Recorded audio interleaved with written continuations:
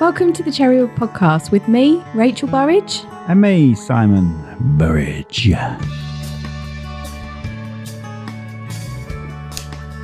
Oh my god, that's the most pathetic attempt I've had in 40 episodes. Can you have our face in it?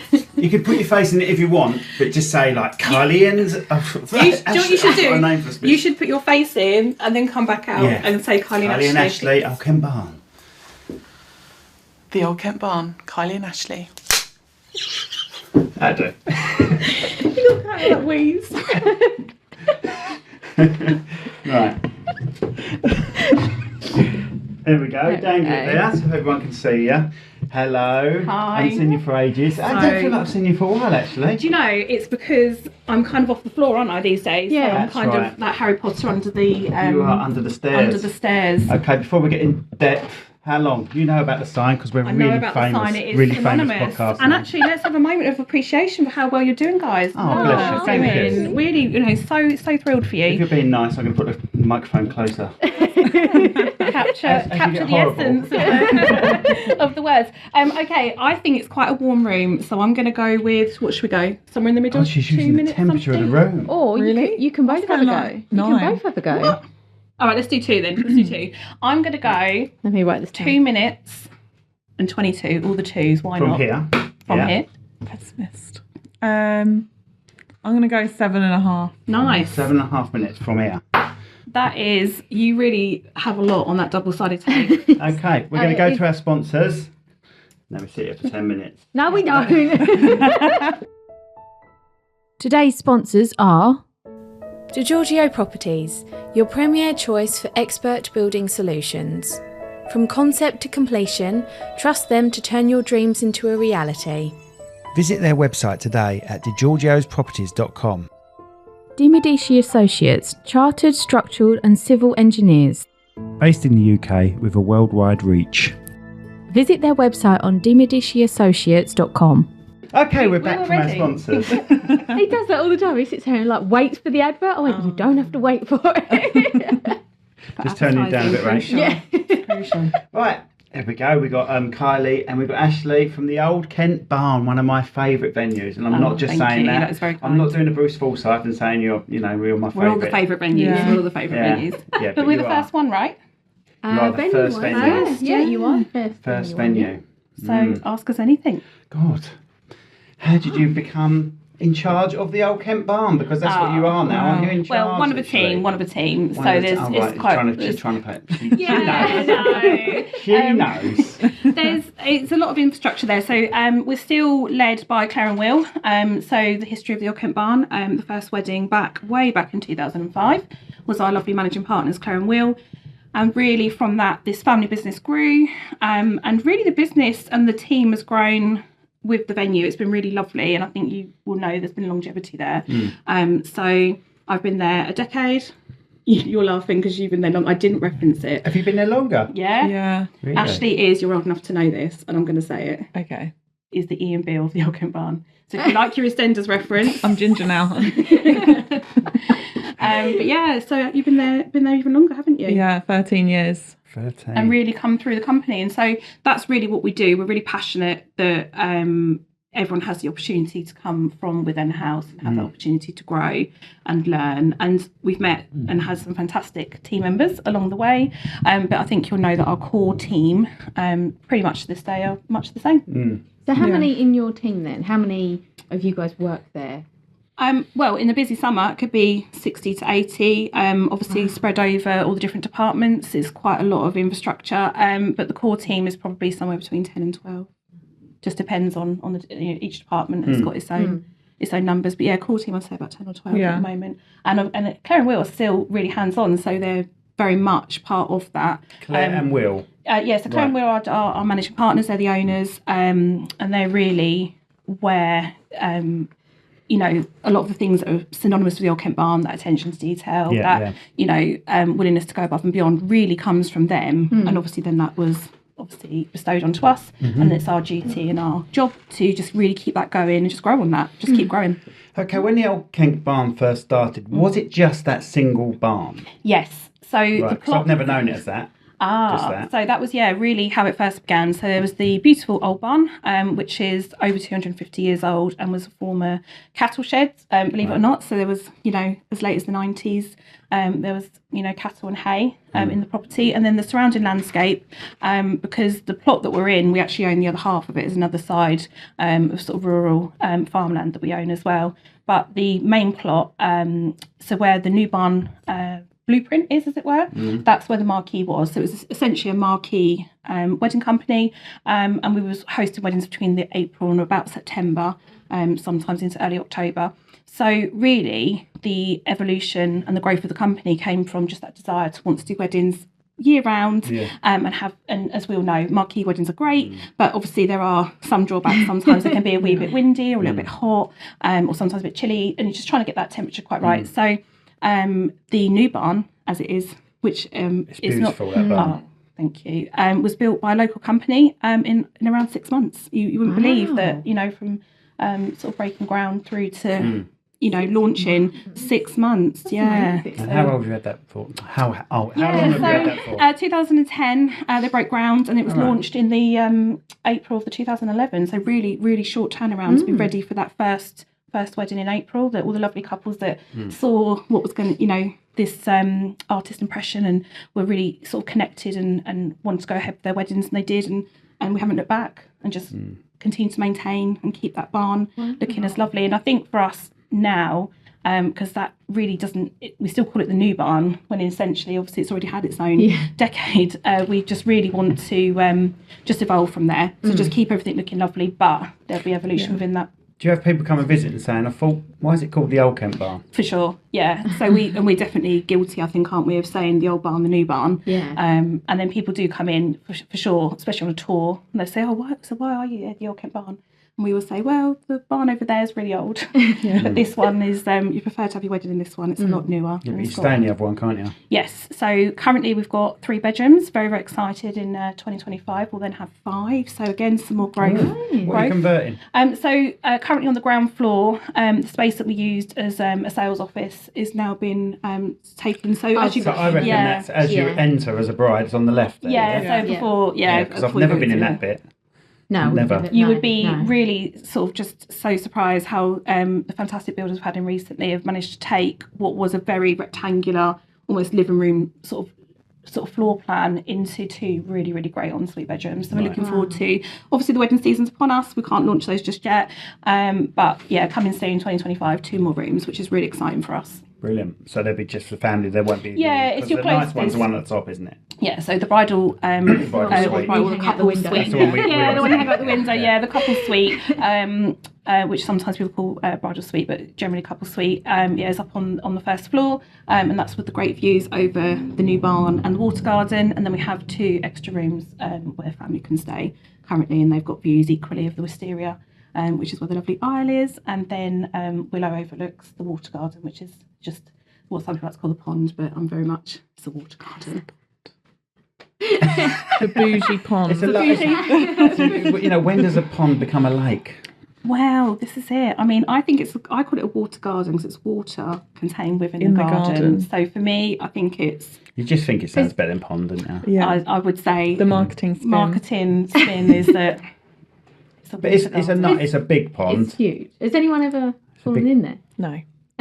No. Do you lock it after a certain time? We do, yeah. We're really mindful that no one has any swims in there. The ducks have free reign, which they quite enjoy. Having free reign of that. For us, being photographers and videographers, the thing we love about the barn is we can't lose people too much. Yeah, that kind of the Old Kent Barn. Sorry. Yeah, that's the barn. You like that? I just moved on. Yeah, but your place. But duly noted. One of those. I'm messing. That was always really part of the original design. Is a lot of that box hedging, which is obviously painstaking to keep lovely and neat throughout the year. Has that real subtlety and continuity of keeping your guests in the right place when you need them. And there is something about, essentially we are in 2.5 acres, but the main acreage with everything so close, you don't need as much acreage as you think. It's impressive to have more, but sometimes actually having a concentrated space is better because you're not going to miss things and your people are with you the whole time. The field is yours at the back then? Yeah. Oh, right. I always thought we were trespassing when we were taking shots there. No. That's, we have the plot the other side. It's nice for shots. It's it's really rural, and we're really lucky that we're surrounded by sort of rural landscaping. So your backdrop essentially is farming, which obviously is something we're passionate about, and it just feels very peaceful. You're in a very peaceful part of the world, but you're still really easily connected. So because I guess you guys travel down obviously a fair way to us, it's really great that we've got these 2 routes into us, because people do always say, actually, where are you? It is, where is the barn? And we will say, we're just nestled in the countryside, but we're really, really close. You're to literally the 2 minutes from my sister's house, so it's perfect. Fantastic. Well, my mum and dad had never been to that until probably about 4 years ago, and they got invited to a friend's wedding, and we were the photographers. And I'm like, where are we going? We'd never heard of this place. I said, oh my God, all the years we've been doing it, and we've told you this is where we're going. And they came down, and they were blown away by it. They were so blown away. They were like, oh my God, this is amazing. Can't believe we've never even been here before. And that's the thing, because you're set back a bit as well, and especially for a videographer point of view, because some are a little bit too close to the main road, so you pick up on that. But from that point of view, you don't get anything like that out there, do you? Yeah, it's a very peaceful place to be, and actually when there's not a wedding on, we're often, if we're outside, we just have a wander around the gardens, which is a real luxury that we have, especially if you're moving between buildings. Sometimes a pain, obviously, on the wetter days, but on a whole, you can just go and take some time out and just be very peaceful in the countryside. And I think that's one of the things we love the most about our position. We are lucky, and spectacular sunsets. I'm sure both of you have captured.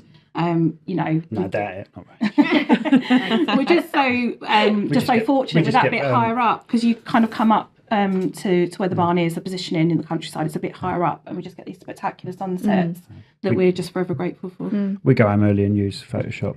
Nice. So some venues that are dedicated to weddings are called conveyor belt venues. I wouldn't class your one as that. I'm not going to mention any names. But how often do you have weddings a week? Do you have it 7 days a week? Can do. Yeah, I mean, the post-COVID run was wild for us. It was 96 weddings in 103 days or something. So really, we can do that, and that's the beauty of the barn. I think you can be guilty of being considered a conveyor belt wedding, but I think it really depends on your customer service, and it depends on your operation. That's exactly what I was going to say. You make every wedding unique, just as special. Oh, we really hope so, and that is you do. And I think if that ever changed, I think we would have to stop and reassess. Because we're fortunate that couples love what we do and they buy into that. So we're busy because couples see what we do and want to have that. We don't, whilst obviously we directly do, want to bring that wedding work in, we're not actively trying to be the busiest venue. We're not actively, that's not our goal. Our goal is to provide an excellent wedding day and to have as many couples experience that that wants that. That is what's important to us. I think, if we was ever to fall into the conveyor belt trap, I guess we would have to stop and reassess, really, because it's not what we want to be. We want to make sure everything is just so unique for that couple for every day, and also right through to departure. No one should be rushed off, and that's why the new barn and the old barn are really great plots in themselves, because there's a system that works really, really well. Yeah, what is your kick-out time, actually, on a wedding? Because we're never there at the end, are we? Maybe once or twice we've been there. Maybe. Yeah. So we have a sort of an 11:30 where we sort of end the live music and the bar, and then there's a half-hour wind-down period. So it is officially midnight. We always joke Cinderella, midnight. And then you can, luckily, that nice incline wobbles you over to the old barn, which is quite helpful. So you must have some poor soul that has to stay there the whole night while you've got guests there. We do. We, in fact, actually, really, there's someone with the client the whole time. So I know there's an overlap with you guys. Yep. So there's a really, really strong handover between us from the day team. So that would be my lovely Ashleigh, one of our main wedding coordinators, and then she would hand over to an evening lead, who again is someone that's been strong in the company and they understand how to keep everything sort of running smoothly. But actually then overnight, you wouldn't know, but whichever member of staff overnight ready as a concierge. Yeah. So haven't you got any stories from overnight guests that you want to share? You can, because I There's think the odd spider. So we have a doorbell Spider. basically. Yeah. So there's a doorbell upstairs. So if you have an emergency, you can press the doorbell, and there's someone obviously come up to assist. But obviously, being an old building, there's quite. You can find the odd spider, I'd say. So there's a regular. It was probably the spider bell, really, mainly more than anything. Where, I think everyone's so wound down, and this is what I was going to say about the beauty of when we do end our nights, because there is this conceptual thought process that we go hard. We're my family, we've got the Irish contingency, we party hard. My friends are the rugby fellas, and that's brilliant. But on your wedding day, I don't think people realise that actually it's exhausting. Yes. Yeah, it's like a marathon, and actually you don't. If you was going to do something sporty in that way, you prepare, you would have hydration, and you don't. You're just so in the day that by the time sort of that time winds down, you are ready. And we've definitely had couples over the years that have said at 10 o'clock, I'm done. And we go, come on, you're nearly there, or actually we can go and settle you in your overnight suite, and then we'll just sort of gently see your guests out. And actually, which does work really, really well. But there's this witching hour. I think, I don't know if you guys if you've ever done a wedding past that. I know that in some of my freelance days, there's couples that can have weddings that run on a bit later, and I just think people are tired, and I think that you can just take it too far. I think leave on a high. My advice would always be leave wanting more, like that crowd going, oh my gosh, I could have danced all night, and we ended when we did, and I think that's a good thing. Oh, definitely. I think there's so many people that said that about our wedding, didn't they? And like your friends always come up to you and go, best wedding ever. Yeah, and I'm so because you left on a high. Yeah, you left on a high, and that's what people remember. They don't remember that sort of period where the bar wasn't really busy and the dance was kind of dispersed, and you're trying to keep it together. And I think that actually that's when people's personalities can change sometimes as well. So I think end on a high, you won't regret it. And you think in the planning process, oh, I must all night, but I think post wedding you would really reflect and just be glad that you ended when you did. So we were literally left on a high, weren't we? Yeah, We were left at the venue. All the taxis picked everyone else up, left the bride and groom behind. No plan. Hello, can you pick up the bride and groom? Yeah. I've definitely had that. It's definitely a freelance planning question. Is when you didn't have a venue with accommodation on site, which is so. What about you guys? Where are you going? What are you doing? Who's doing that? Who's facilitating that? So I think a lot of the wedding planners and freelance wedding coordinators will definitely resonate with that one. Who is responsible for that lovely couple at the end of that night? We were very tempted to hitchhike, weren't we? I mean, who could turn down a bride and groom? But it was in the middle of nowhere, so I thought maybe not. Yeah. So with regards to timings, how early does a bride have to get to your venue to make the most of getting ready and the bridal prep and that sort of thing as well? So the main dressing room is available from 7:30 in the morning. Oh, right, okay. The coordinator arrives at 7, and they'll come in and set up that space ready for that person and their party. And then we come downstairs with 2 of our assistant coordinators. Then we begin to set up the room downstairs. Yeah. So we say from 7:30. Definitely, if there's lots of them to get ready, we're like, come in at that time. It'll be worth it to have a bit more of a chilled, getting dressed kind of situation.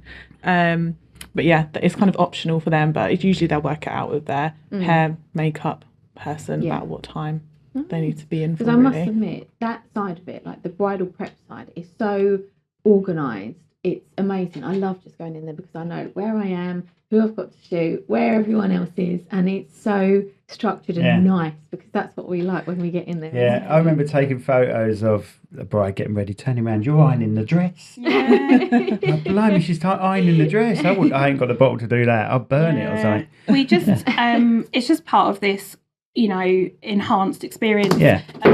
Oh my gosh. Okay. I don't What know. was the time? I have no idea. I have to let you know. Did you look at the clock when you... No, I didn't. I think it was what did you longer say? though. How long did you say? 7.5. And I went for all the 2s, so I think I went too early. Yeah. That's me. I like an early wedding though, so I think that... That's what I was going to say actually. Is it 2 o'clock you aim for most of the time? We aim for, we are more flexible. I think what we've learned with the evolution of the business is that not every couple does want to fit in with what you might suggest. So that's, we've definitely got more amenability now, and we can, we'll always be honest as well and open what we can and what we can't do, because I think that's really important in the early stages, is be clear. And I think that what we found historically is 2 o'clock's a good time. You can fit everything in, and I think that'd be my one piece of planning advice for anyone having a wedding anywhere is have a really good timeline, and don't be afraid to give as much time as something needs, and then, you know, sort of spread that across the day. I know we always feel for you guys, there's markers you want to hit. You know, you want that ceremony to start on time and you want that dinner to start on time. Those 2 markers are hit, you know, the rest of the day is going to run pretty smoothly. And that would be, top advice. Let your ceremony start on time, let your dinner start on time, and everything else will be, I think you would agree as well, great around that. But we're definitely, over the years, you will see our faces when we go, oh, because we're trying to get the cup back off you, and you're capturing some magical stuff, and we feel really bad. We're like, oh, I'm really sorry, you know, kitchen needs... Yeah, But sometimes some can run away with it. I think so, and I think that we don't want to kill anyone's creativity, so we're definitely torn between, you know, I guess trying to please everyone. We want everyone to be happy and everyone to have a great day. Like, we're really madly passionate that suppliers have a great day, because in fact I really hate that word sometimes, supplier, because I really genuinely believe, and I know we all do, is that you have your own relationship and customer journey with that same couple. So we're all working together. We're a collective. We're the venue, you're the supplier. It doesn't work like that. So we have to all work really seamlessly together. We're workmates. Yeah, we are. And for that day, we're that solid dream team that they have, you know, that couple have really thought carefully about, and they've been through customer service journeys with all of us. And the outcome of that should be an exceptional day, because they've got everybody they just wanted. So for us, we definitely feel bad if we're trying to nip you the timings. But we feel bad. We feel bad if we're taking the time away from you. And we try and push our luck to some extent. But Yeah. then when you come over and go, but we need them in, absolutely. Yeah, and that's how it works, isn't it? I mean, you know, and I think that's where a lot of our relationships within the industry form, because we all have this understanding that we're all there to do the same thing, but ultimately we are employed by a client to deliver a service. And so for us, if we've said all along the way, you know, we're going to hit this time and then we're not, I think then we're not doing what we said we would do. I don't think I've, in any wedding in 20 years, I've ever held a venue up. No, I don't think I have. Honestly. I've always said to them, don't worry, we'll do it after. We'll do it in between. Yeah, I do get it. Sometimes there's killer light, and sometimes everyone's just giving, and we really do get that. And that's where, if we can be flexible, we will, because again, you don't want to kill anyone's creativity, but just unfortunately, everyone's trying to achieve the same thing within the same time. And so I think that that's where a solid timeline is actually the best foot forward, is plan for these things. If you know that creativity, or if you're booking in with someone that really is going to need more time, then let's give them more time. Let's not, I think it's when you're ambitious to fit too much in, I think you have to, and I think we've had difficult conversations over the years. We've had to say to clients, we love all that you've got here, but let's just spread this out a little bit, because I think otherwise we're all setting ourselves up for it to be a little bit tricky. Yeah, absolutely. So how many guests in total can your venue hold then? What's the maximum amount of guests? So 150 for the daytime, and then 250 in total for the evening. So another 100. That's a busy barn. Yeah. Do you have any stories where people have sort of brought this like extra guests with an hope you haven't noticed? I think people have asked us, haven't they? They've definitely asked us. We've definitely had evening guests turn up sometimes for thinking they're a daytime guest. Oh, right, okay. Then that's just lack of communication. Yeah. We've had guests turn up for other venues, actually. Yeah. We've had people come and sit for a ceremony, and they've looked a bit confused, and everyone else has looked a bit confused. and then it's not even their ceremony. And we've gone, are you okay there? And they, oh, no, we're at the wrong venue. And we go, oh, no, crikey, it's all right. We've popped them in a taxi onto the right venue. So that has happened. But luckily, and actually they gave us a great review because we resolved their problems. So that's what I mean. The Old Kent Barns on tour, we're taking, you know, your problems and solutions and just resolving them all. Come to us, we'll help you, you know. Okay, let's talk about you two now, personally. Who should we start with? Let's start with you. Yeah, let's start with you. Thanks, Ashleigh. Yeah. How have you ended up in this barn? How have you ended up in the wedding industry? What was you doing before? What's your official title then at the Old Kent Barn? So I'm a wedding coordinator. Right. So when I first started, I was 15. What there? I was just a baby. This story's going to end quick, isn't it? And then I was just like a 7 a.m. person to helping set up the wedding. Obviously, it was a bit different back then because they were a little bit smaller, not as many of them. Helping serve drinks, all those kind of bits, making sure everything was tidy, just being a helpful bod as such. Yeah. And then obviously as I got older, when I was 18, I then went on to the bar for a bit. And then I went off to university. So it was still, to be honest with you, like quite seasonal. So you could still then come back when you broke up from uni, work for the summer, and then go back and spend it all. What did you study at uni? Sports development and coaching. Okay. And where did you go for that? Chichester. Oh, right. Okay. It was good. I lived my best life. Had a good time, played rugby. But I just didn't enjoy my course by the end of it. And within the degree that I did in the industry that you would end up in, it had a lot of cuts and things money-wise. So it was kind of redundant in the sense of if I was going to have a career to go to. Is that what you want to do? Do you want to be a rugby player? No. You're brave. I don't think. It's a lot of fun. I definitely enjoyed it, and I wish I could do it more now. But it's a bit awkward if you turn up with like a black eye or a broken hand. What sort of injuries you had from rugby? A lot of bruises. I badly, like probably nearly broke my ankle, to be fair. Right. So I spent like 6 months on crutches, just trying to get a bit better, and not have such a fat ankle. And then, career-wise, I did think about teaching. Sports. Yeah, science. probably sport. Yeah, but I wouldn't say I'm confident enough to kind of stand up in front of a group of children as such and tell them. Yeah, you stand up in front of 150. Yeah, that's easy. That's easy. Announcing people into the room, all that kind of thing, like that's easy because you've got willing participants. Like they're here for a good time. Yeah. Same for speeches and things like that. Yeah. That's why I always struggle with why are the bride and groom nervous. I always struggle with that. You've got all your loved ones that have come to see you. You know, that's what we tell them constantly. It's just like your comfort zone, aren't you? You're just doing something you haven't done before. And I think that once they've done it, they do go, oh, crikey, that wasn't... Yeah, it's nothing. And I think the bride herself, because she's obviously with her dad, but she's got to walk up the aisle on her own. She's got new shoes on. You know, she's got to do that whole aisle bit. And everyone's looking at her. Everyone. I really struggle at why that's scary. Because I've been on stage, I suppose. Yeah, but you're up the front. It just doesn't bother me at all. You're up the front. You're already there. You don't have to walk up the aisle and everyone looking at you. I think that's why guys are more emotional, though, because they do say that, don't you? There's a perception that the female... if you were talking about a male and female couple, that there's a perception that the female would be the more emotional one and the chap would sort of, be holding it. But we find it's the polar opposite. I think the girls have already processed a lot of their emotions in the dressing room and they've really had that chance to prepare. And I think for the chaps, in our experience, they have a shorter preparation time in the room and suddenly they're the first port of call. All those lovely girls tucked up in the best time in the dressing room, and actually the guys are on the ground and they're meeting the guests first, and they're the first people to speak to. They're probably more thrown into it a bit more, aren't they? So they're the first people to speak to the celebrant. They're the first for all of that. So by the time they get to the ceremony position, whether for us that's indoors or outdoors, they're definitely in a place and also I think when you think back just to being couples, when you're couples, you do something difficult together. Yeah. As whether you're married or in a relationship, anything tricky, you do it together. And I think that's what's almost strange, the wedding industry, that we split these two people up and get them to do these difficult things separately. And sometimes when they come together, they won't even look at each other. They act like strangers.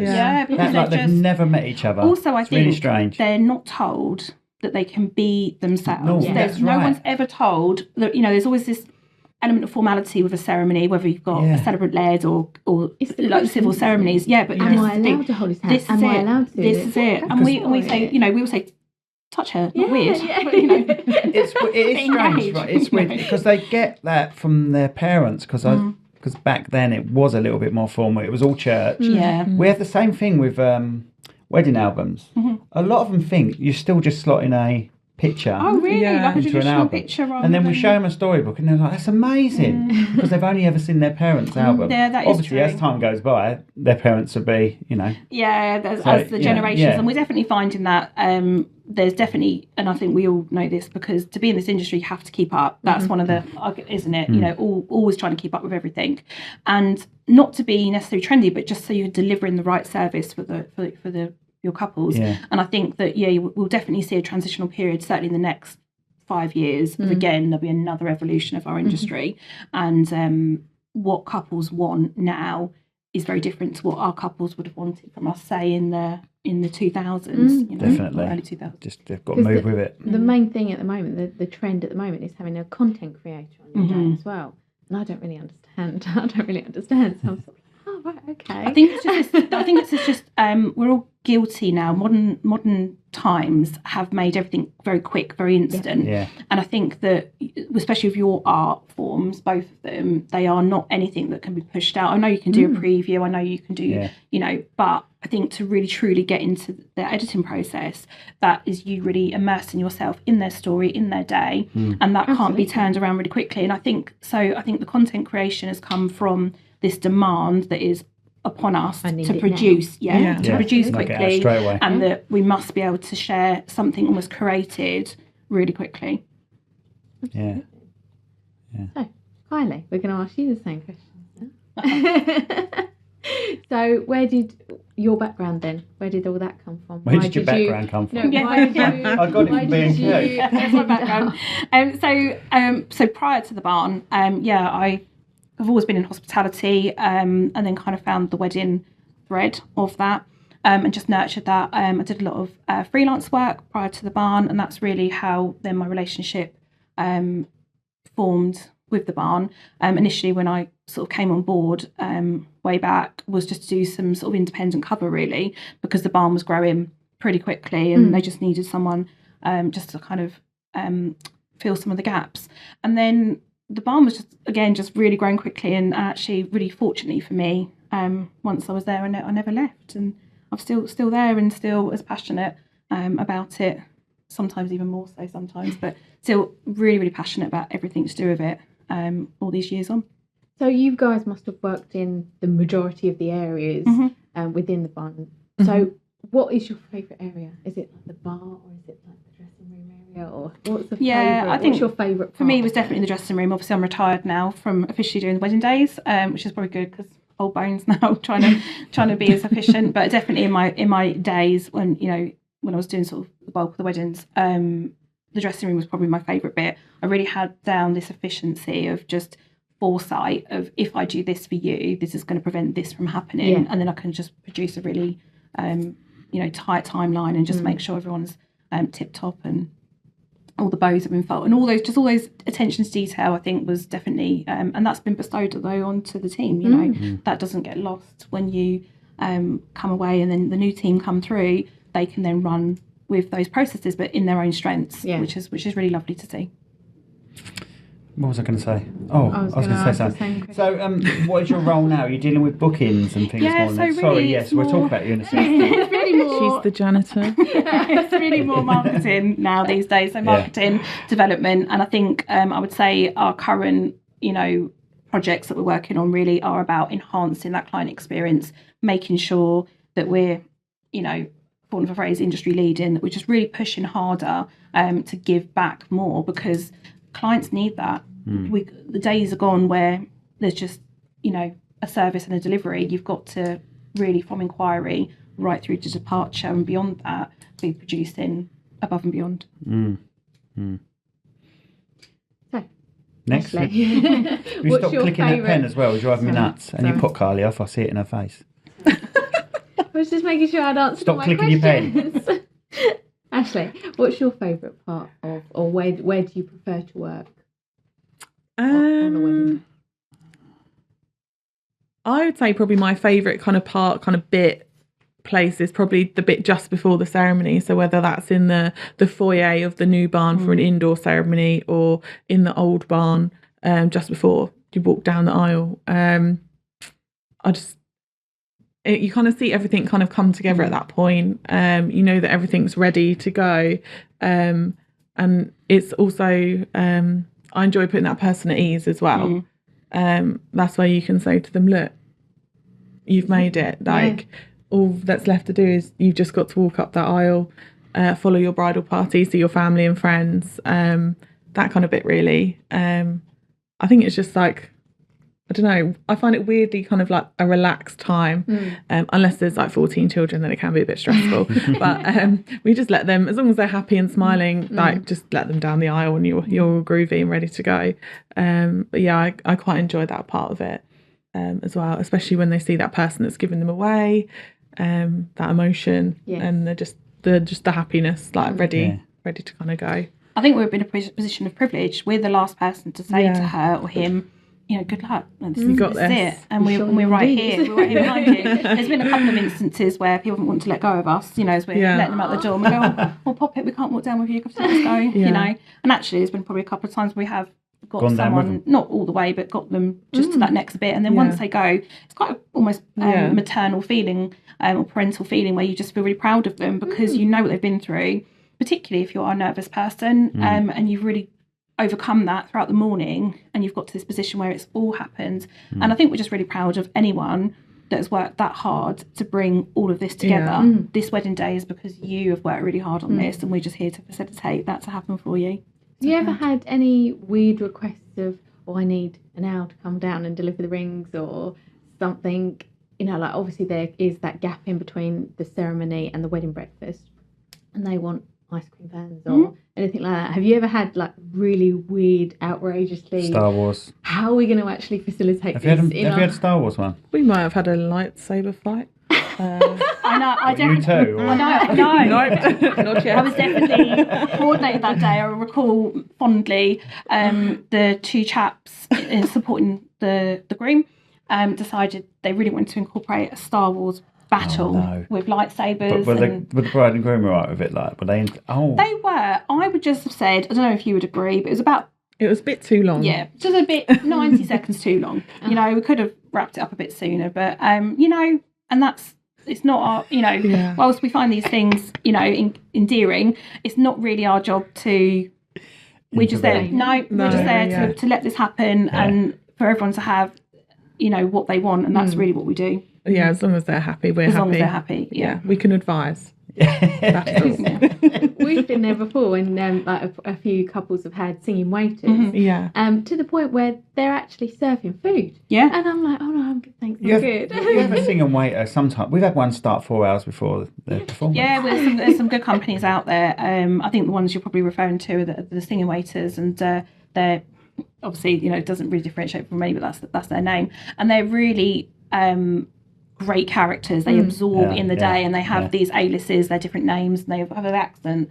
But the thing I would say about singing waiters, and I think you'd agree, is when they fall over or when they do something, people look at us as coordinators or like we've abused the staff, like we've done something wrong, and they're looking at us, or if we and we go and we're trying to be polite and and then afterwards everyone goes, but in the interim when they're looking at you as if to say you're not doing a very good job right now. Or pick your member of staff up off the floor. Do you ever have to say that to the waiters? Don't be too much of a klutz. No, we let them. Because again, it's that organic. It's their show. That's what they've been booked to do. So we're very happy as long as no one's sort of injured in the process that we're liable for. But yeah, there's definitely been a few looks. Or when unusual things happen in speeches, there's definitely a very quick eye look, isn't there, to us? Because we always stand to the side of the room, and there's definitely glances at us that we did that. And, you're stuck behind a beam, like wasn't us. I think, do you know what I would say? I don't know if you would agree. When you're capturing some really cracking speeches, for us, obviously our protocol is to be, sort of hold ourselves quite well. But there's been some over the years where I've had to bury my face in a bay tree because they're just so funny. And some people just naturally don't they have this ability to really hold a crowd. But I think also emotionally, I think you have to put your emotions in check sometimes because sometimes they're really personal and you're kind of, wow, that's, we're really part of, and that's what we talk about is that privilege. We're so, for that one day, part of your life. How lucky are we? How lucky are we? Yeah. The amount of times that I've sort of shot away, because being a photographer, I can move, so I'm quite lucky in that respect. But obviously, Simon's got a house set up, cameras. A few cameras set up for speeches. And at the back of the room, like there's a really emotional speech. I'm thinking, wow, Dad's done such a nice job for his daughter, or whoever it is. And I look over at him and I turn around, he's crying his eyes out. I cry nearly every speech. I'm a nightmare. I'm an absolute nightmare. But that's a good thing because you're invested in their day. And I think that's testament to them why you are the right person for their wedding because you care. They go, honestly, I'm a nightmare. I'm a nightmare. I definitely went for an ice queen period. There was a period where I just wasn't movable. I think because you're so focused on their wedding, and there was definitely a period where I just didn't seem to break. But as I've got older, I'm definitely find things. Make me I think more I've got the movable. face that looks like it doesn't break. You're But actually, I'm like, you actually are. I'm the worst. I would say actually, yeah. You've got like Chloe and You're Sam the that are like smiley, happy all the time. They don't cry really. Nah. And then you see me like, like in the corner, like. But no. again, I just take that as a form of endearment, that you are so invested in that person's day, and that's how much they mean, how much this day, that you can feel emotion for somebody else. I think there's such a, credit to someone's dedication. I do. I think you've pointed it out at a few weddings. If it's been a friend's wedding, haven't you? What, like laughing? Oh, Look at Simon. Look. I'm glad he's had that. Want a Kleenex? Nightmare. With regards to weather, your barns are amazing, because if it's raining, you've still got the indoor barns. You can actually use your venue when it is raining and when it isn't very nice outside to still get amazing photos. There are some venues out there that don't accommodate for the weather. Yeah. Have you ever had to postpone weddings due to snow or anything like that, or has anyone had to cancel due to the weather? No, we've never, fortunately, ever had that. And there's been a few. There's been, less than a handful of occasions where snow has come in, but fortunately, we would find a solution. And between us all, we've got access to farm machinery, which was another thread. So we would, and largely because of the barn's position, whilst we are rural, we are supported by two main M20 and the M2A2. So we're really always going to be that bit more accessible, perhaps, than some other maybe rural venues, because we're quite lucky, even though once you're there and immersed in our little rural world, it's feel lovely. However, as we know, you only got to go short drive and suddenly you're back on a motorway. So fortunately, no, it's not never interrupted a wedding day. I think rain is definitely a tricky one. I think for us, sometimes, beautiful blue sky in August, and then suddenly there's not a cloud in the sky, but it's suddenly raining. You're thinking, crikey. So I think that's where the glass canopies that we have been a blessing, and we've really, appreciated having them. And I would say, as a venue, I'd like to think that more of our weddings go outside than perhaps the average venue, because we have facility and operational sort of infrastructure that can allow us to do that. I don't think everyone has the same opportunity that we do, and largely again that comes from from the top, from Claire and Will wanting that. They want this, because they do understand that for a lot of couples it's the dream, isn't it? You come and have a viewing, you see the wisteria aisle, you see all the hidden speakers, and you just really feel it. And so we try and get as many outside, and as couples that want to get married in the rain, we're not adverse to that. You've probably seen our team of the Brollies, we'll brolly guests from under shelter back into the barn, at risk of all. That's why polyester's a great fabric, dries quickly. But you'll definitely see us going that extra mile, because we really want the couple to have that dream day. Okay. So catering on site, do you hire caterers in, or are they based with you? Or they're all ours. They're all yours. All ours. So led by the lovely James Crank. He's our head chef. So James took so we was outside catering with great company, Mama Feel Goods, up until sort of the transition period in 2015, and then we phased in on our own kitchen, launching in 2016. So really, we've had a really good run now of the in-house kitchen, and it's been for us one of the best things we did, because there's so many things that we can do, and flexibility. And it's not other companies are great, but when you do something in-house, you just have more ability to perhaps got a bit more control over the quality as well. And I think for us as well, particularly with the rise in allergens and things, we've just really got that down, and that's been something we've been really working on, making sure that when people come, there's a choice for everybody, and there's everyone's been looked after. So would one of you have to stand in the kitchen and make sure the quality of the food, because like I see in MasterChef where they wipe the food and they go. Yeah, so obviously there'll be a lead chef. James is fortunately present for pretty much all the weddings, isn't he? He's so good, he's so dedicated. But we do have a front of house manager. So when we talked about infrastructure, and that's where a lot of the staffing is in our service teams. So we have people that are responsible for their departments.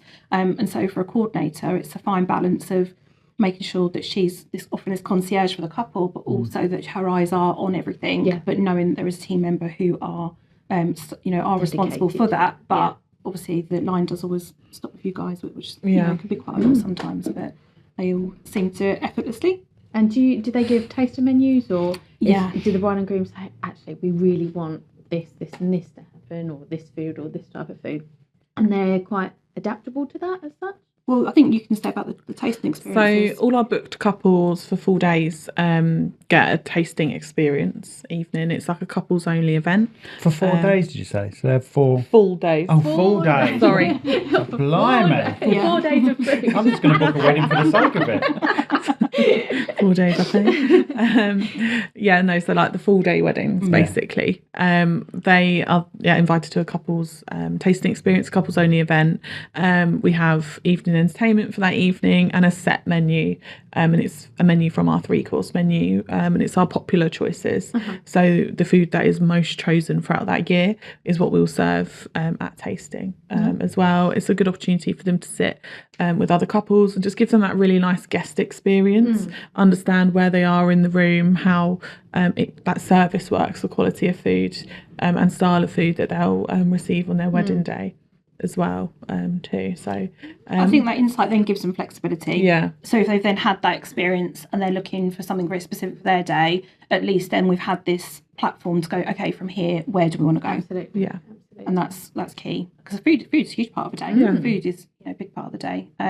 And we always say, make sure you look after your wedding businesses that come along. Yeah.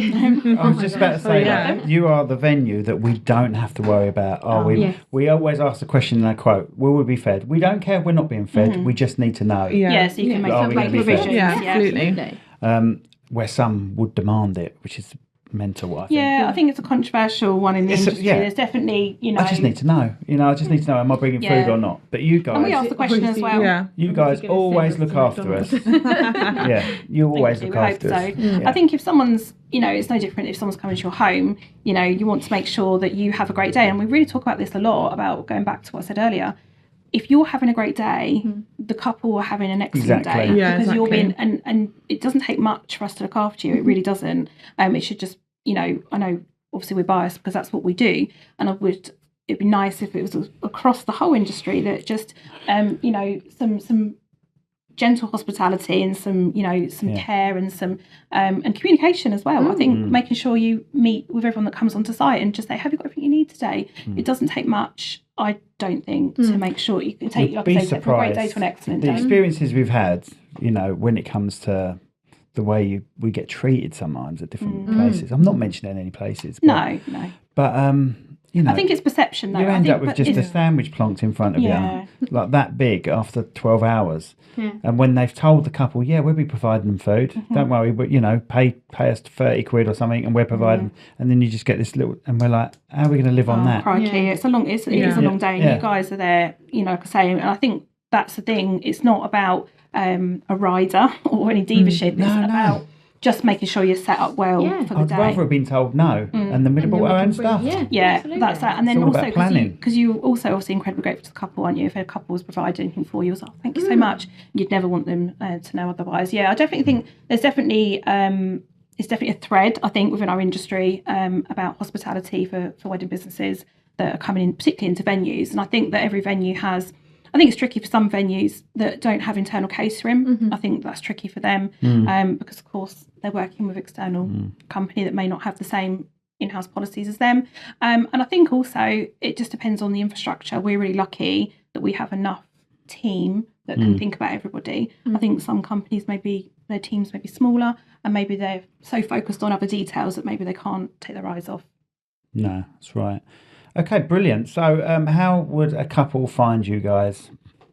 I think Don't say up in the office. No, me in the office. I think these days, just the modern world of online. I think that's definitely a broad term now, especially for me in marketing. Asking where and how, definitely online is a broad term. But I think that modern couples look at you everywhere. I think as many places you are, they're going to look at you because they really want to get a full picture of the good and the bad. And I think make sure all your reviews are there, transparent, and just make sure that you've just given as much up as you can, particularly pricing. I think there's definitely a thread in the industry about hidden pricing. Back in the day, everyone used to hide their pricing from competitive. But I don't think you need to anymore. Just had it out there. Couples, you know, if you went into a shop and want to know how much a coat was, you'd look at the label. I think you kind of need that analogy as well. I know it's tricky because we offer different levels of service, different packages, different things, but I think just give couples a guide. I think that's definitely one of their pain points. I think you'd agree in the industry that, you know, clear and approachable. You know, no hidden charges, don't layer, you know, extra services, just, you know, and for us, that's always been very, very transparent. And that's why we do so much included, because no one wants to try and calculate that. You just want to know, what have I signed up for and how much it's going to cost me. Are there any restrictions on your packages? Like, obviously, confetti, we know, is as long as it's biodegradable, that's absolutely fine. Fireworks, anything like that? Or do you have restrictions and you have to sort of draw couples back in and say, right, we can't actually do that? And that's what I talked about earlier. We open from the off. We'll always tell you what we can and what we can't do, because we would never want someone to come in duped and then not be able to, you know, achieve that with us. So we're quite very, very clear. Our tours, I would say, are pretty comprehensive, you know, and we make sure that we hit those points so people can take a note and make that, whether we make the shortlist or not, because you don't always. But yeah, unfortunately, fireworks, obviously surrounded by livestock. They're not sheep aren't a mad fan, obviously, of fireworks. But we try and keep our restrictions really minimal, and I definitely would say that comes from the top. They have always tried to be as flexible and as minimal as possible. But if we can't do something, we're always going to say, "I'm really sorry, we can't." However, we can. We'll always try and find a solution. Do you cater for stuff other than weddings as well, like parties and stuff like that, or is it's mainly weddings that you guys do? Yeah, we specialise in weddings, but we have done you know, other things. I would say, you know, private corporate work. You know, people can have the venue, this little sort of hidden place in Kent, which is quite nice for workshops and things. And we have done some celebrations of life as well, because sometimes there's a local attachment or maybe even a family attachment to the venue. But generally, I would say our work is what we specialise in is weddings. Brilliant. Okay, excellent. So if someone's going to find you on the internet, just put Old Kent Barn in anywhere, can't they? You'll come up anywhere, you guys. And if you put the Old Kent Barn as well, you'll also find it. Don't forget the. Don't forget the Old Kent Barn. And you're at wedding fairs. Insta is. We don't. Funny enough, we don't, and that's where we miss that community element. It's really hard, I think, to sell.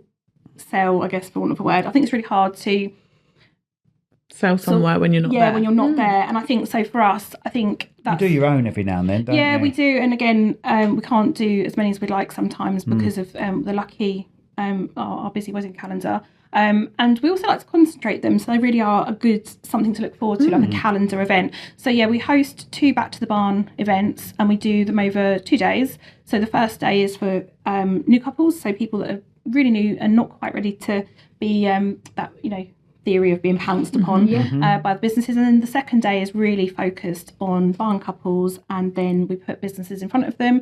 We try and match that with our client base and try and do it on rotation as well, so everyone has an opportunity to meet our clients. We wish we had more spaces, because obviously it's a tricky one to give everyone an offer. But the concept of the day has worked, how we've changed that has worked really well. So you essentially come into the venue as it would be on a wedding day. So it really helps couples who are booked walk around and see and feel that day. So to meet us at a show is very difficult. Yes. We end up, the last time we did a show, actually, we end up being like tourist information.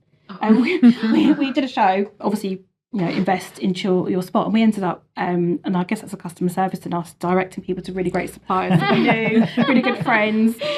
Where are you booked? Oh, that's a great venue. Yeah, we love it. Oh, actually, do you know?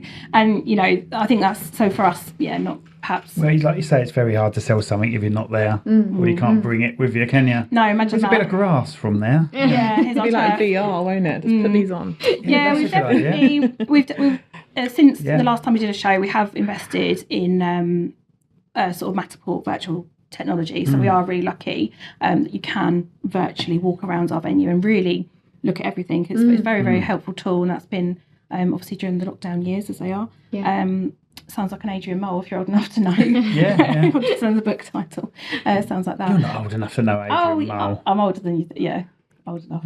Right, mate. You are old. I'm not. Right, what was I going to say? VR. Something went from VR into my head, but it's gone now.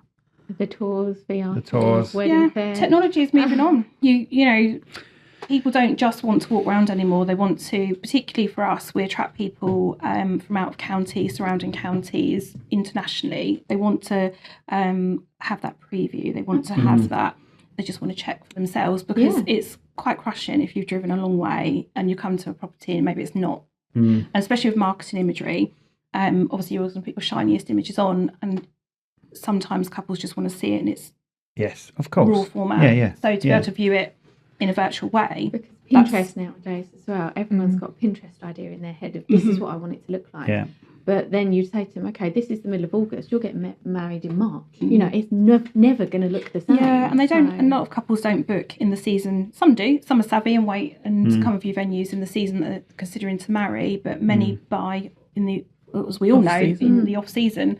That's when we all tend to get a lot of our inquiries. So I think it's really key that we make sure they really see what their season's going to be like. What sort of advance would you give the couples, to book you in? How long? A year, 2? It's going to be a bit longer than a year now, I think. I think you're looking for us to, if you've got a very specific date in mind, or you're looking for a Saturday in the summer, I think we're looking at probably getting on for 3 years, depending on.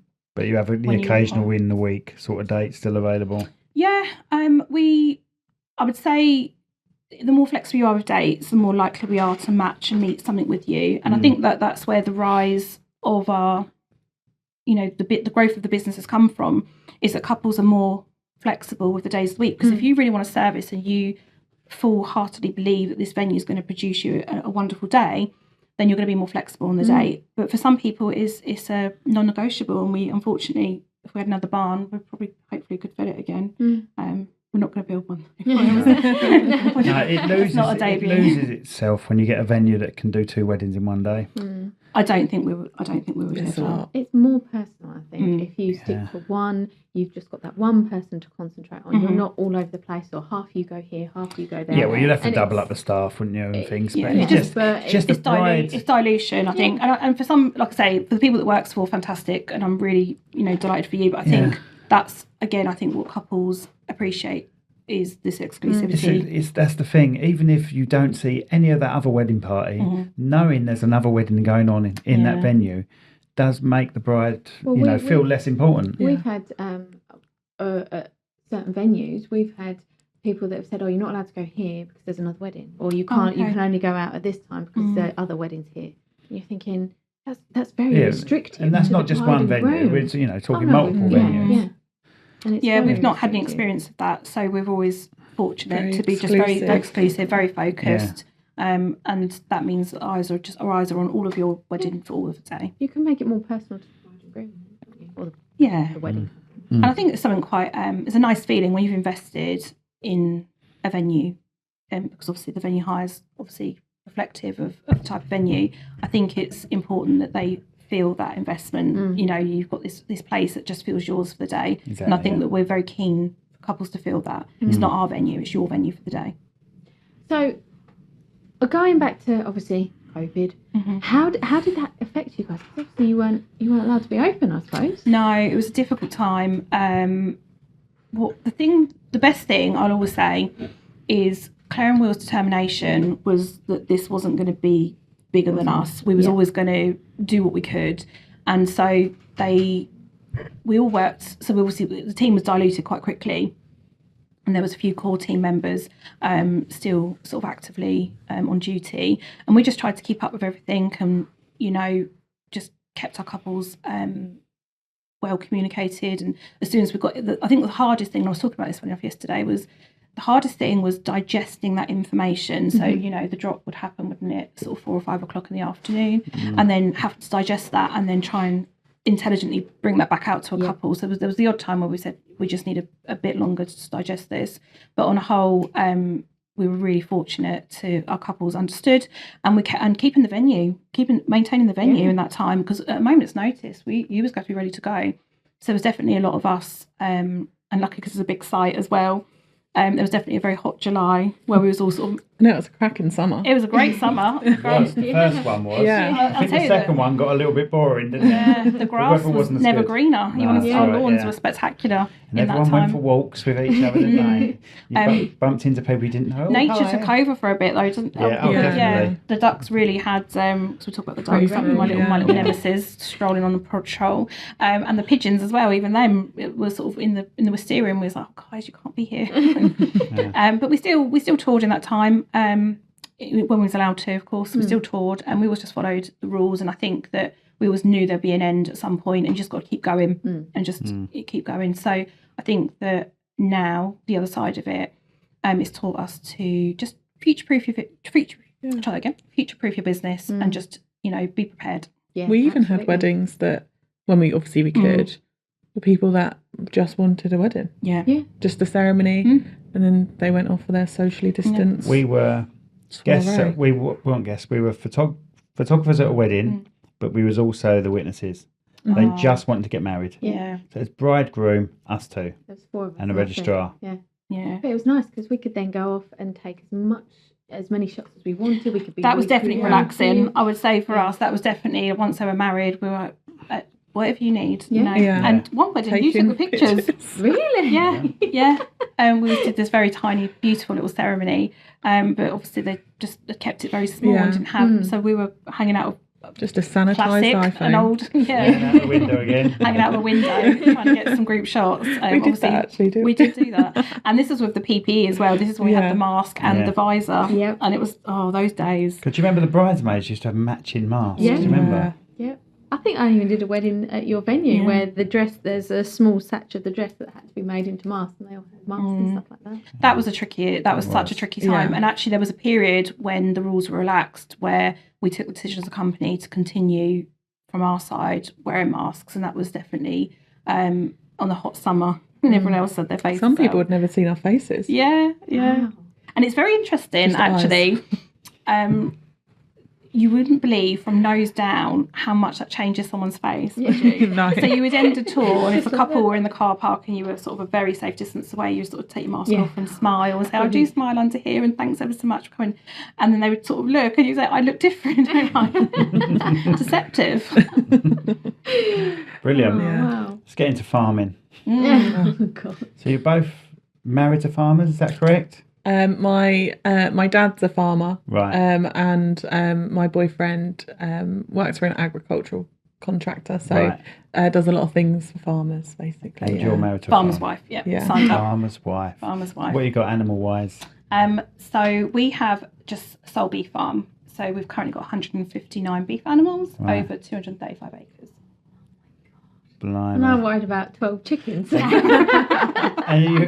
we didn't even keep them. Fox got half of them. Anyway, what was I going to say? So, did you get involved in it yourself, being a farmer's wife? This time yesterday, I was always smiling at each other. This time yesterday, I was probably pinned against a barrier with a angry animal, not delighted that I was trying to ask it to do something. So yesterday was what we call TB. Have you heard of TB testing? Yeah. So you have to routinely have all your animals checked I for watched TB. Clarkson's Farmer. Yeah, he's nearly had TB, didn't they? I know, and it's such a worry. So they are tested on the Friday, and then there's a follow-up the results on the Monday. So we did Friday testing and then yesterday testing. Fortunately, ours were all clear, which is great. We are in a low TB area. We are lucky in Kent in that respect, although it's not to say you should ever be complacent because it could happen to you. And So it's what are the devastating. consequences? Culling them all? Yeah, if you have a reaction, you could... You're basically shut down for a period of time. Yeah, there's a no movement period for 6 months, which, if you've got animals that need feeding, it's a lot. It can ruin businesses. And if you have enough animals that need killing, it can really decimate someone's business. And yours or your family's? So it's a bit of a mixture, really. Obviously, we've got chickens. We need some. We have none, just cows. You probably wouldn't even notice if one went missing. There's so many. Good. You should have brought a couple with you. If I'd known beforehand. What's the address? We've got some pigs, or 2 pigs. My stepsister has got a little side business of pygmy goats. So they breed pedigree little pygmy goats. And That's all right.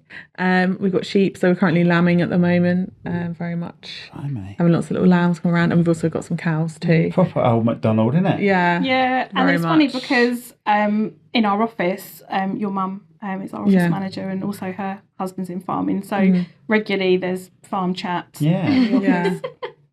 And you wouldn't believe it, women in weddings that farm.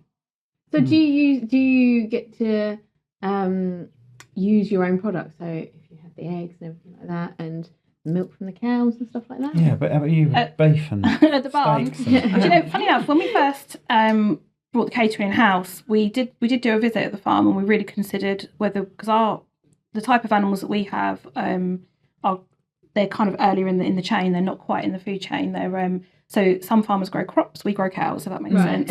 Oh, well, then you send the cows. Yeah, they'll go on to someone else, and whether they're male or female will determine what that farmer then chooses to do. So some of our females may go on to be breeding stock, yeah. but predominantly, obviously, then the males, as we know, are probably going to go into So the you've food got chain. the good bit, really. You haven't got the bit where We've got the fluffy bit where we have all these lovely little babies born quite organically. So we have 2 stock bulls and herd of breeding cows, and it's their job just to decide if and when they want to, and then it's our job just to decide when those babies pop out, and just to make sure that they're well looked after. So we had quite a lot of babies yesterday as we were sort of channeling animals through. Very sweet, but it's sometimes difficult as well. You know, we had a spell of difficult deliveries last summer, so I always joke that as the king was being crowned, there was a lovely calf crowning that we was dealing with, and then I went to a street party afterwards, and I'm pretty sure the rest of the dogs in the village were kind of Smell you. I wash my hands. I have. So do you stick your hand up yourself? My husband's got he's better at it than me, but I'm definitely a dab hand at assisting the cervix. Oh, Lovely. Yeah. I've got small hands. Yeah. You have to turn them around sometimes in there, or It's definitely I don't know if you have the same, but ours is a leg. It's often a leg's gone back, so they dive out, and if one leg's got back, you just got to get in. you just got to get it straight out. Yeah. Basically. I'll have a go. Yeah. You'll be surprised. You're like, if you have to do it, you've got to do Yeah, it. you just do it. It's a matter of life and Yeah. death. Something, yeah. And it's harder than you think, because the resistance, you've got all that muscle resisting against, so you trying to pull, sometimes sort of 3 strong adults cannot pull a calf out, so sometimes you have to intervene with equipment or even machinery. That's right, you have to use a baler. You have like a jack, to what's pull it called? back. Yeah. I think it's called a baler. have you ever got hurt on the farm doing assisting? Yesterday. I got pinned yesterday Was it into a by a cow barrel. or a bull? By a cow. The bulls are stubborn. They're not the ones you should worry about. It's young animals and cows with calves that you need to worry about. So we all say this about dog walkers. I like to be, I don't know about you, but I'm quite vocal about, the thing you're worried about is not, you should be worried about the cows with new babies and your dog, because that's going to frighten them, and that's why they're going to chase you, and that's why a lot of these accidents do happen, is because of just this understanding about that. And obviously young animals are really flighty. Animals like ours they're not pets. No. They're not petted. No, that's right. Human interaction is frightening to them. Yes. And that's the best way for them to be. It's very organic and very, in our best method, our best practice is for them to live as naturally as possible. Ours are, I would say, a verge on the side of ragey in their breeding. Ours aren't that bad. They've got a lot of French breeding in them. They are sassy. So ours are a little bit on the rage side. So yesterday we just opened a gate, and I was looking at a clipboard, and then she just ran at me and pinned my leg against the barrier. So glad I'm here today. I'm glad we didn't get the phone call. Sorry, I've broken my leg. Or worse. Risked my life. And do you have children? You don't have children, do you? Yeah, I've 3. And I've they're got all 3. good around the cows? And My middle son. when do you have time to have kids? I know. They've all grown up so quickly. So I've got 2 boys and a girl. My son is 23. I've got one about to be 18 and an 11-year-old daughter. Oh my God, you don't look old enough. Well, thank you. You don't look old enough. Oh, you're kind. You're kind. I thought you were going to say I've got like a 3-year-old. Yeah. No.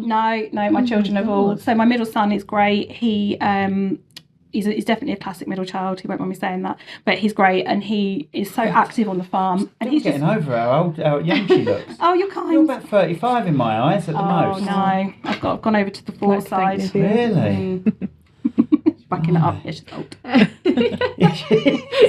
Yeah, she is. Yes, She's not made the 3s yet. She's still in her 20s, living her best life. Get out. Are you still in your 20s? Yeah, I'm 28. Oh my goodness. I feel so old. My oldest is 30 this year. No. And his youngest is 8.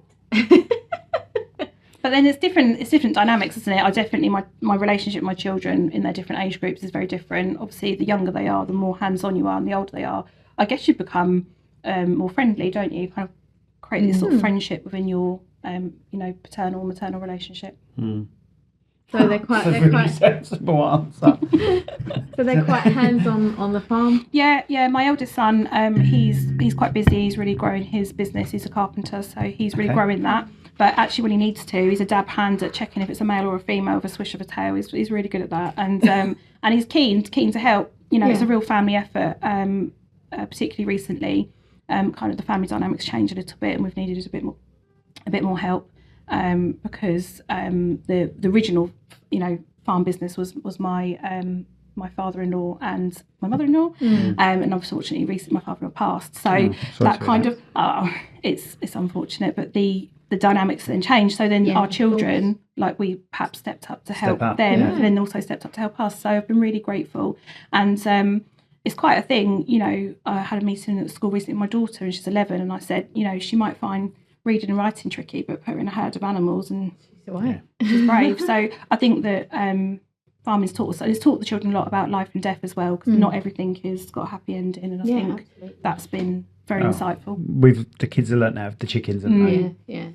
Because obviously we've never said cat or dogs, because we like to just get up and go somewhere. So we've always said to the kids, hamsters, small things that don't really take a lot of our effort up, especially with weddings. We can't. No, you can't. So we've just said no cats or dogs, but we've got chickens, and something happened, and we've only got 5 out of the 12 now, so we obviously had to explain to them these things happen. And you do get fond of animals if you spend time with them in that way. You do get fond of them. You do, but the novelty wears off, because it took them little sods a month to even notice we've gone from 12 to 5. And our daughter cleaned them out. So we let them into the garden, and then they clear them out, and then we put them back in the pen. And she didn't even notice there was only 5 that she'd let out. Man down, 7 men down. But our son's quite happy that his chicken has survived everything. Good. Yeah. He's like this rock star chicken. Yeah. We had a short period of chickens at the barn, didn't we? We were really wanting to have your little bantams. We had one of these. We had bantams. We lost the bantams.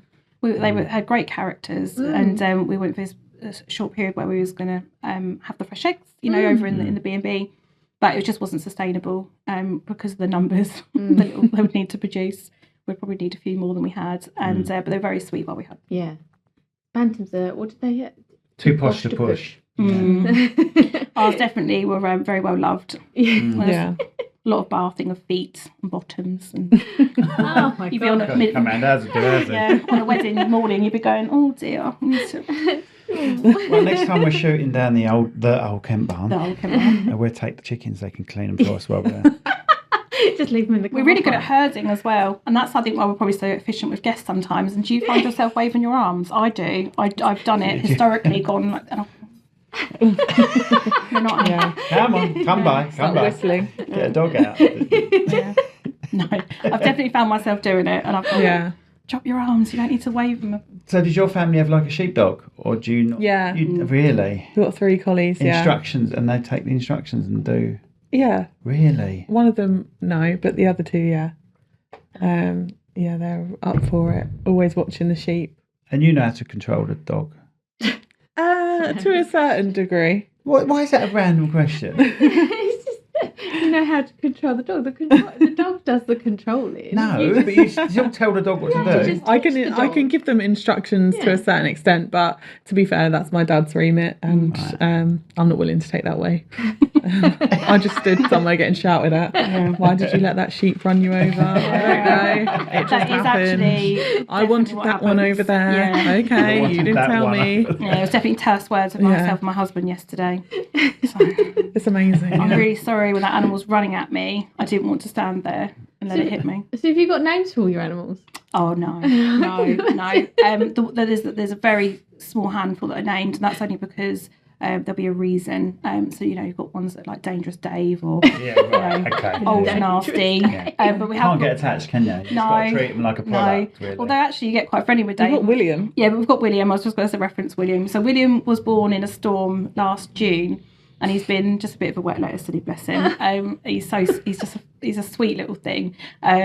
Annoying as well, but sweet. And he was a twin, and cows are a bit silly. They don't always realise they've had twins, and you have to kind of keep them together. And because they were born outside, the mother just kept tucking William up on a boundary. And he got his name after our boss, actually. I said, named a calf after you, because he was interested in farming. And William's hung on, and his sister's still, with the mother, and she's gone on to do quite well. But William does look a bit, neglected. He's a bit of a he's a bit of a case, as our William. But yeah, he just tootles around the farm, and actually when dog walkers come through, he's quite sweet, really. So William is available, by the way, in the autumn for adoption. He's looking for a good home. If you've got a small holding and you want William, get in touch. Right, brilliant. That's a good way to end it, guys. Thank you so much for coming on. Thank you. Anything else you want to say? Anything you want to tell potential bride and grooms, or bride and brides, or grooms and grooms, or wedding? I think, I get myself into crap. Best practice, best advice is just ask the right questions in those early stages when you're looking for a venue. Just check everything's included, and ultimately, who's going to look after you? Who is going to do that for you? And if it's okay to outsource things, if someone can't offer that service at a particular venue, maybe get someone that can look after you in a really tight way, because having, an enhanced experience on your wedding day just takes your wedding from really, really good to brilliant. Yeah. So just ask the right questions, or if not, don't be afraid to ask any questions. Yeah, just ask who's responsible and who's going to do that for me. And iron your linen. Yes, iron your tablecloths and your napkins. If not, get someone to do it for you, for sure. Or these will do it for you. We do it. We iron a lot of linen in a year, don't we? There's a lot of linen at your command. You have to put something on Netflix and just sit there, just constantly. Excellent. Well, thanks for having us. Thank you so much for coming down. Yeah, really enjoyed that. Yeah, we are.